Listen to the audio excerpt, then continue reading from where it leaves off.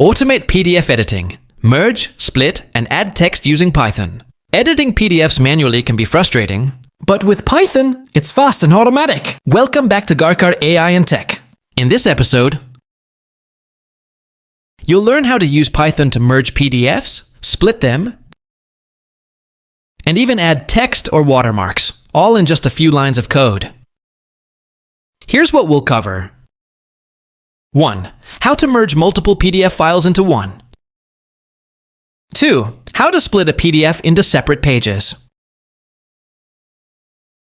3. How to add custom text, page numbers, or watermarks. We'll use the PyPDF2 and ReportLab libraries to make this work.